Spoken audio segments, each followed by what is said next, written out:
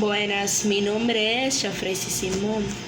Soy integrante del grupo número 4 del Fundamento de Historia Social Dominicana con el profesor Giovanni Guerrero Rijo de la sección R4. En el día de hoy le estaré hablando acerca de la Independencia Nacional Dominicana. El 1 de diciembre de 1821, José Núñez de Cáceres declara la independencia de la llamada Haití Español, solicitando la admisión a la República de la Gran Colombia debido al poco apoyo internacional. A tan solo 9 semanas de haberse declarado la independencia, las fuerzas militares dirigidas por el régimen de Jean-Pierre Boyer ocuparon el país. Desde que Boyer ocupó la parte oriental de la isla, dispuso una serie de medidas para asegurar su unificación. Entre las medidas que dispuso Boyer estaba la obligación a la esclavitud. Impuso el servicio militar a todos los jóvenes, restringió el idioma español, eliminó las costumbres tradicionales y el cierre de la universidad. Además, al principio del 1830, una de las medidas más fuertes del régimen fue la prohibición a todos los dominicanos de dedicarse al intercambio comercial. El dominicano que quisiera dedicarse a dicha actividad debía de juramentarse como ciudadano haitiano. Además, uno de los hechos por el cual iniciaron los planes independentistas fue el enfrentamiento que tuvo la Iglesia Católica con el gobierno de Boyer. Debido a que éste confiscó los bienes y los terrenos de la Iglesia. El 16 de julio de 1838 fue fundada la Sociedad Secreta La Trinitaria, con el objetivo de difundir las ideas independentistas y lograr la independencia del país. Fue nombrada así por sus 9 miembros originales, que habían organizado en grupos de 3. Cada grupo iba reclutando eventos y manteniendo estricto secreto entre sí para no llamar la atención de los militares haitianos. Rápidamente iban llegando muchos reclutas, pero fue descubierta y obligada a cambiar su nombre a La Filantrópica. Sin embargo, continuaron conspirando contra los haitianos. Los fundadores de la sociedad secreta fueron Juan Pablo Duarte, Juan Isidro Pérez, Félix María Ruiz, Felipe Alfán, José María Serra, Juan Ravelo, Juancito de la Concha, Pedro Alejandrino Pina y Benito González. En el 1843, los trinitarios se unieron al Partido Liberal Haitiano, que derrocó al presidente Boyer. Sin embargo, los trinitarios que participaron en ese movimiento llamaron la atención del sustituto de Boyer, Charles Gerard. Este encerró a algunos de los trinitarios. Dicho acto obligó a Juan Pablo Duarte a abandonar la isla. También descubrió las actividades de los grupos pro-español, pro-inglés y pro-afrancesados. En diciembre de 1844, los rebeldes le pidieron a Duarte que regresara, ya que tenían que actuar con rapidez, porque temían que los haitianos se dieran cuenta de los planes de insurrección. En febrero de 1841, como Duarte no había regresado, los rebeldes decidieron tomar la iniciativa de todos modos, con el liderazgo de Francisco de Rosario Sánchez, Ramón Matías Mella y Pedro Santana. El 24 de febrero de 1844, los principales miembros se reunieron en la casa de Sánchez para aclarar definitivamente y ponerle fecha a nuestra independencia.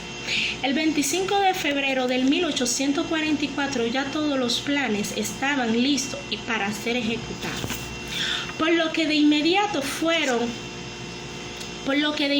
fueron despachados los correspondientes emisores hacia las distintas regiones del país, con el propósito de dar a conocer las decisiones tomadas por el grupo. El 27 de febrero de 1844, los rebeldes liderados por Sánchez, tras la ausencia de Duarte, quien le pidió a su hermano Vicente que diera apoyo en dicha actividad, en su lugar,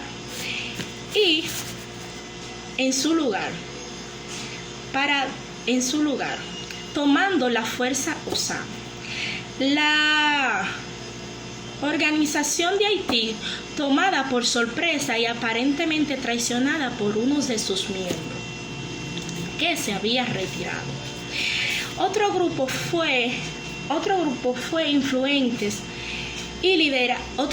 de influentes y liderados por Ramón Matías Mella, llegaron hasta la Puerta de la Misericordia, donde Mella disparó el legendario trabucazo. Inmediatamente cuando Sánchez escuchó dicho acto, inmediatamente ondeó la bandera dominicana. Todos gritaban a unánimes: Dios, patria y libertad. Mi nombre es Marcos Ávila, pertenezco al Grupo 4 y estaré hablando sobre la Junta Central Gobernativa, características de los primeros gobiernos de la República y sobre los grupos conservadores y nacionalistas de 1844 al 1861. La Junta Central Gobernativa fue un organismo dominicano colegiado de gobierno con carácter provisional que se creó el 1 de marzo de 1844, justo después de la proclamación de independencia el 27 de febrero de ese mismo año. La Junta tuvo como prioridad y misión el organizar el país de una forma política, judicial y administrativamente, justo después de su proclamación de independencia. El origen de este estado provisional se encuentra en el manifiesto del 16 de enero de 1844, en el cual se denominó como un grupo colegiado de 11 miembros, los cuales asumirían todos los poderes necesarios hasta que el Estado redactase la Constitución. Este grupo colegiado de 11 miembros estaba formado por Tomás Bobadilla como su presidente, Manuel Jiménez, vicepresidente, Silvano Pujol, su secretario, y sus vocales, que fueron Manuel María Valverde, Francisco Javier Abreu, Félix Mercenario, entre otros. Esta junta, con variación en su composición, fue la que gobernó la República Dominicana hasta que se promulgó una constitución que dio al nuevo Estado un gobierno organizado jurídicamente. La Junta tuvo crisis internas. La Junta tuvo algunas crisis internas mediante las luchas entre los grupos de conservadores y nacionalistas. Los grupos conservadores estaban dirigidos por Pedro Santana y los liberales estaban dirigidos por Juan Pablo Duarte. Estos dos grupos no solo diferían entre sus opiniones personales, sino que también diferían entre el contexto y la viabilidad que estaba tomando el recién Estado formado. Esta junta fue la primera forma de gobierno que tuvo el país en condiciones de vida independiente y republicana. Sus principales decretos fueron conducir la lucha hacia la invasión de los haitianos, ya que de esta dependía la supervivencia del recién Estado formado. También la aplicación de medidas de urgente con carácter provisional con el fin de poner a funcionar las maquinarias, las recaudaciones de impuestos e informar a otras potencias de que se había formado una nueva nación y extender su dominio sobre el recién territorio liberado.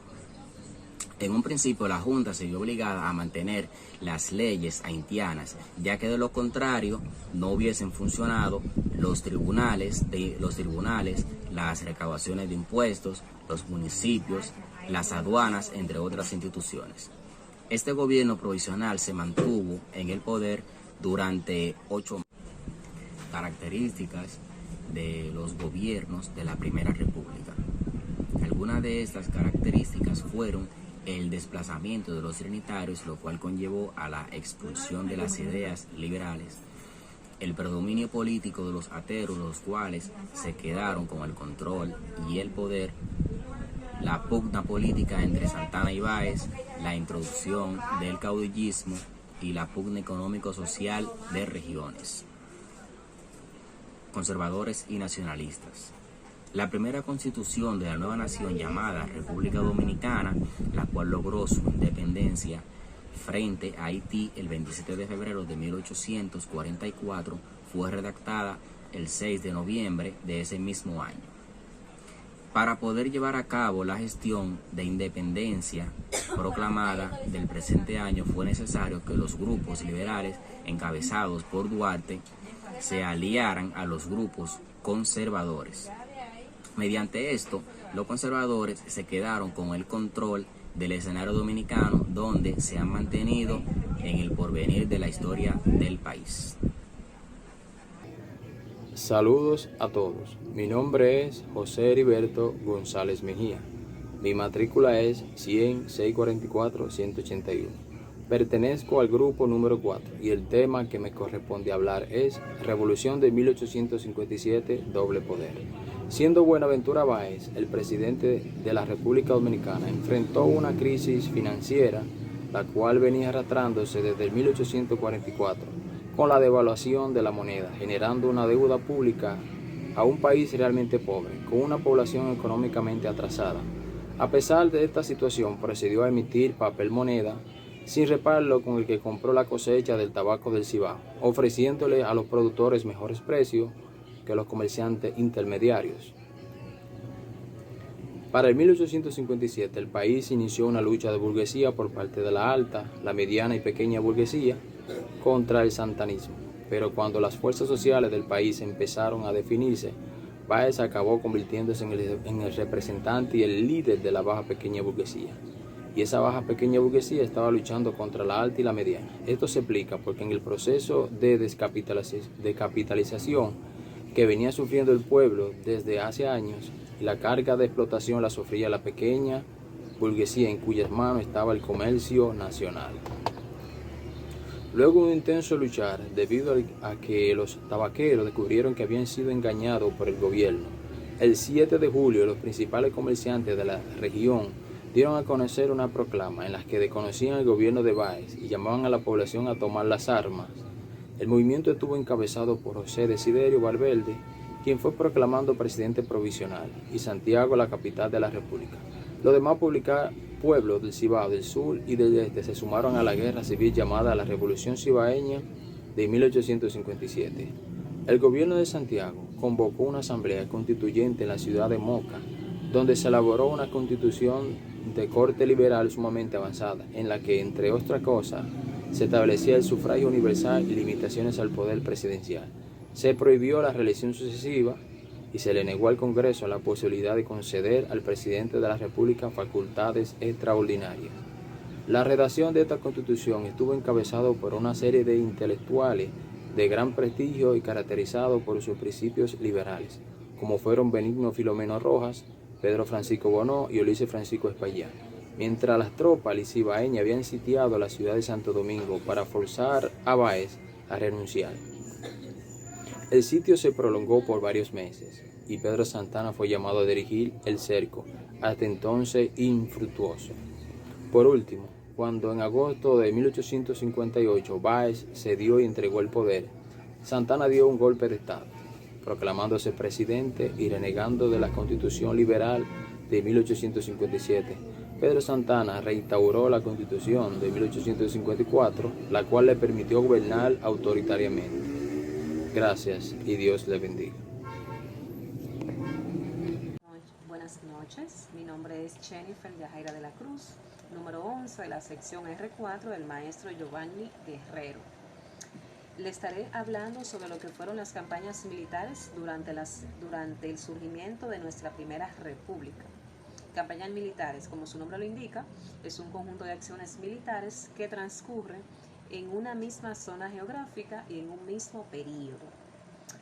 Revisando los apuntes del historiador nacional y testigo presencial don José Gabriel Pérez, vemos que él dividió la guerra por nuestra independencia en 4 campañas militares.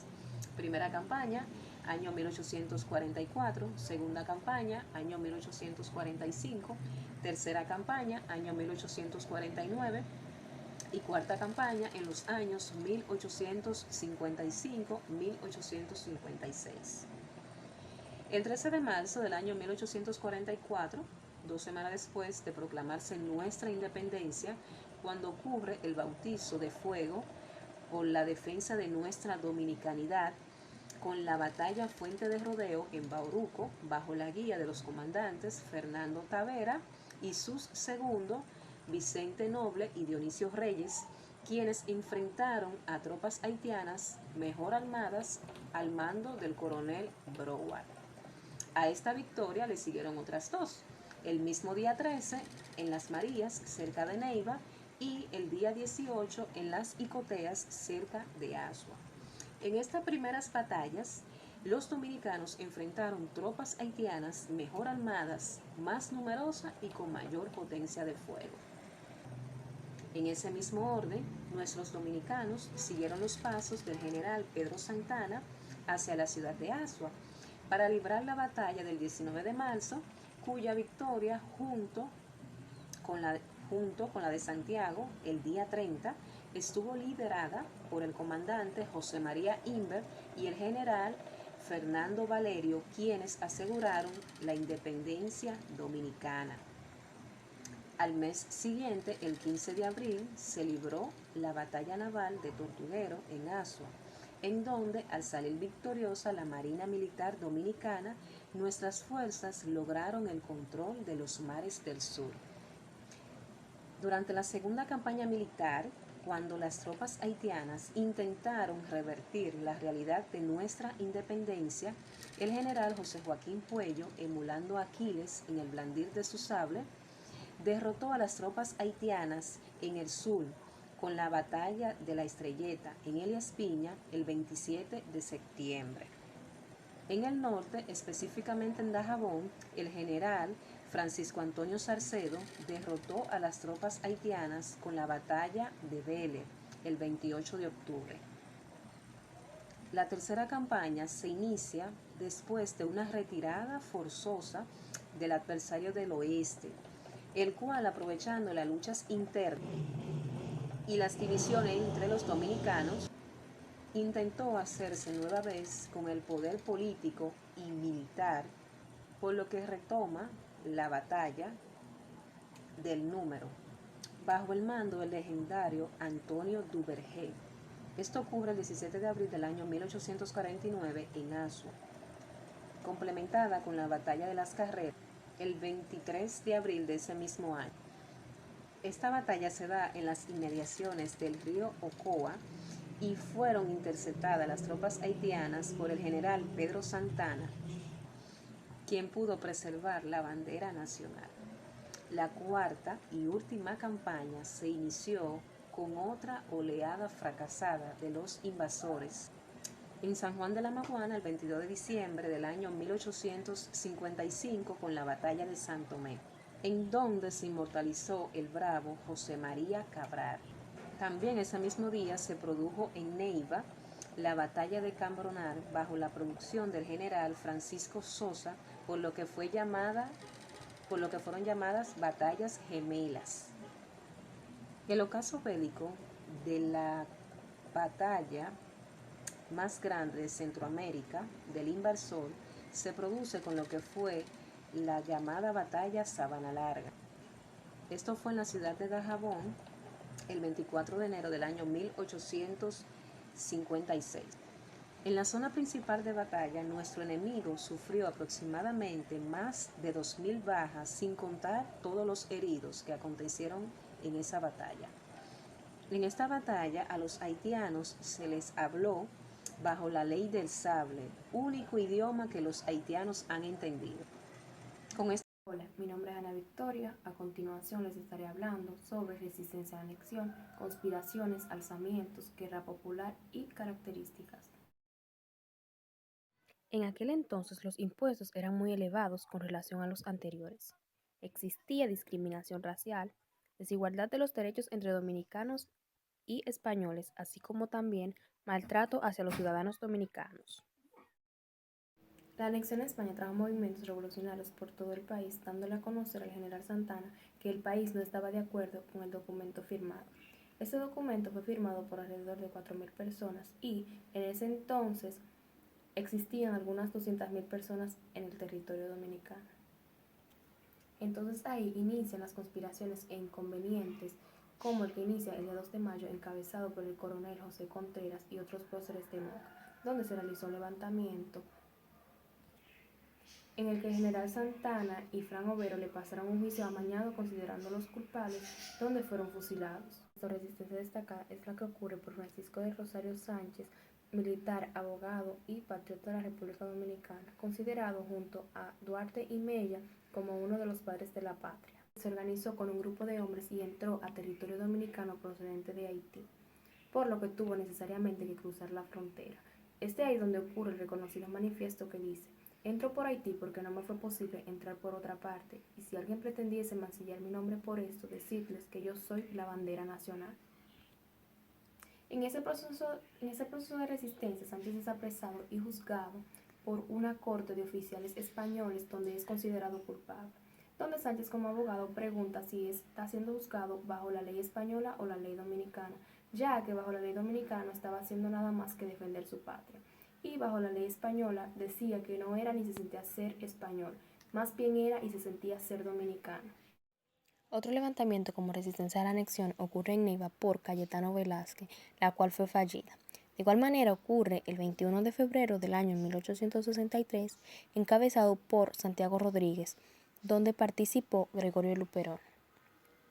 Se consideró fallida ya que no hubo organización o planificación conforme a lo que se había pautado, lo que quiere decir que los hechos no se dieron de acuerdo al plan. Luego entonces estalla en Santiago un movimiento de varias personalidades, incluyendo el Consejo de Regidores de Santiago, que también estuvo de acuerdo en oponerse a la anexión, donde muchos de ellos fueron apresados. Todo esto nos muestra los grandes niveles de insatisfacción por parte de la población dominicana ante las medidas del pueblo español en nuestro país. A partir de ese momento se puede decir que se reorganizan las fuerzas.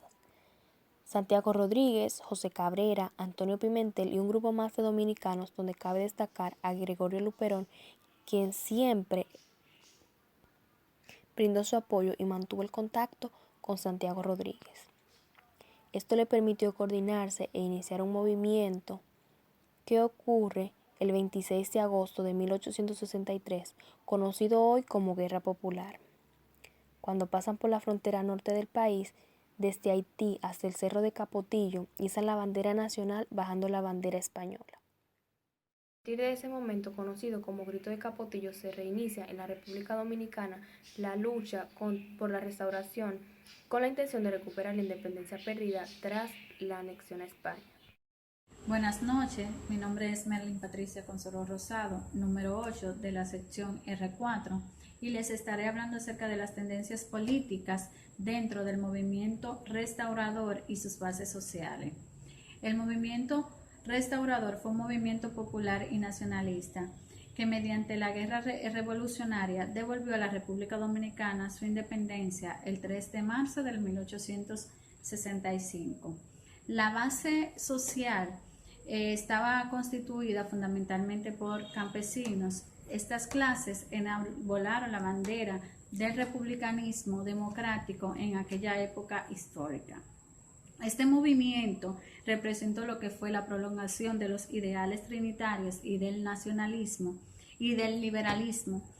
Constituyeron una resistencia colectiva de dominicanos bajo la iniciativa y participación de varios independentistas del 1844.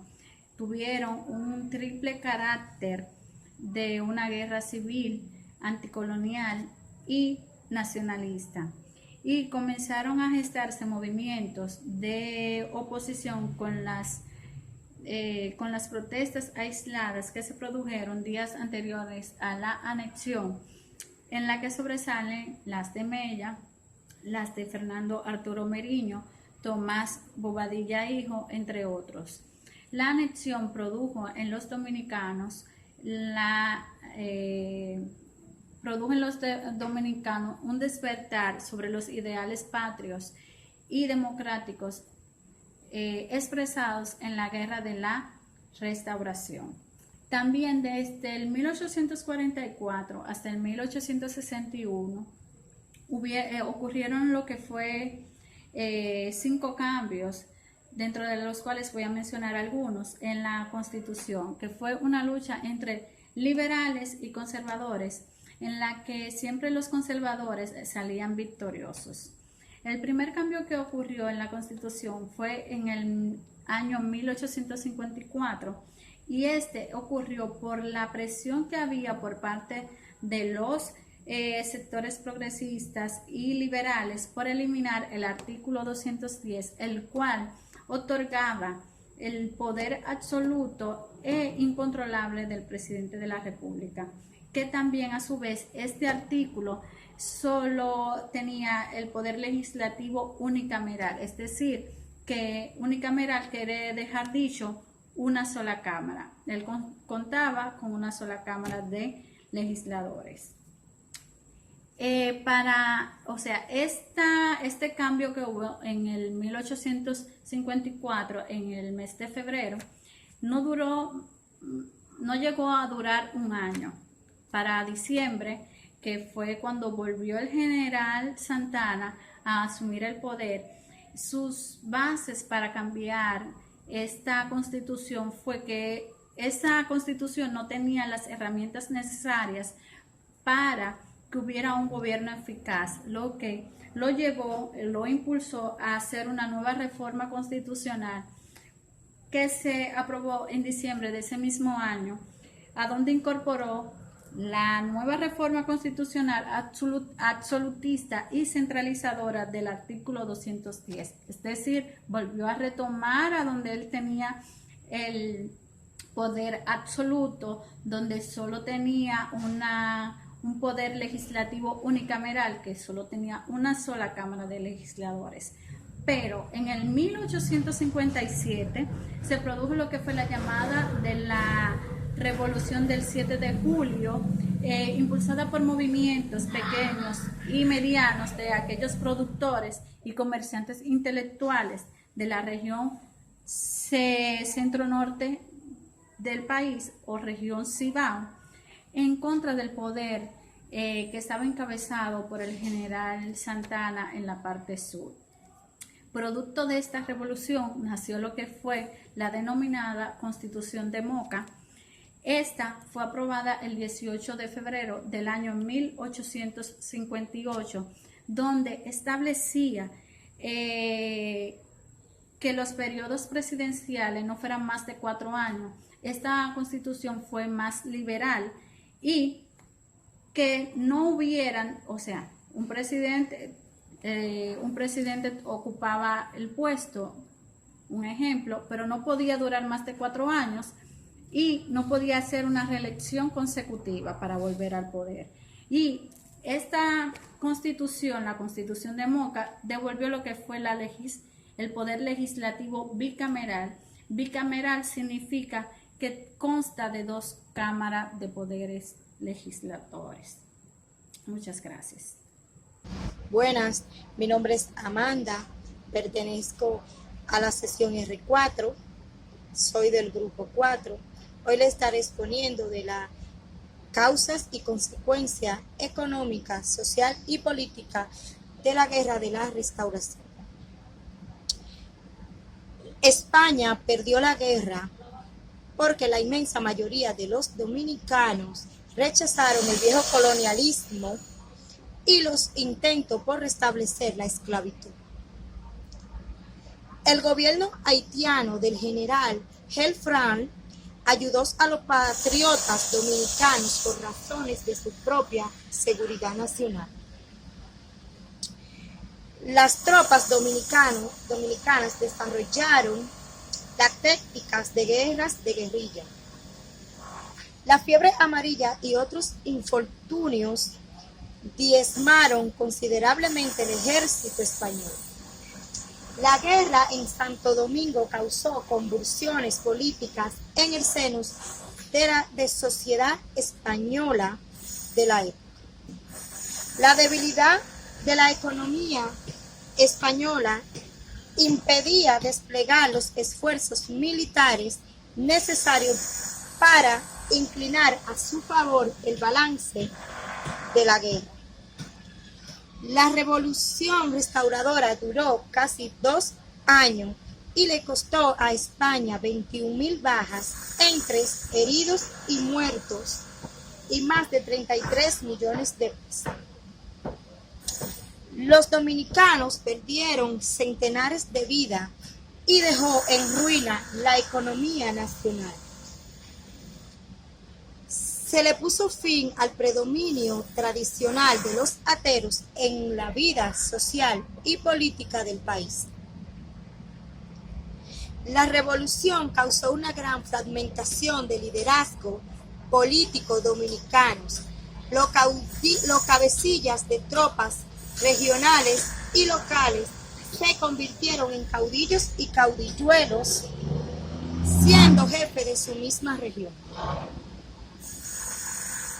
La revolución restauradora estimuló la lucha emancipadora de los pueblos cubanos y puertorriqueños, y 3 años después estallaron los gritos independentistas. Los gobiernos haitianos quedaron convencidos de que era inútil seguir con la política de confederar la isla por la fuerza. La revolución restauradora fue una auténtica guerra de liberación nacional. La restauración fue una revolución de carácter popular. Se gestó entre masas campesinas que constituía el 90% de la población dominicana. La revolución restauradora representa una continuación de los ideales liberales y nacionalistas de los trinitarios. La revolución restauradora enseñó que un pueblo pequeño y mal armado puede derrotar una potencia extranjera, siendo que siempre se persista en la lucha. La revolución de la restauración también hizo comprender al pueblo dominicano que no eran tan español como decían los políticos e intelectuales del siglo XIX. Gracias, hasta aquí es mi parte.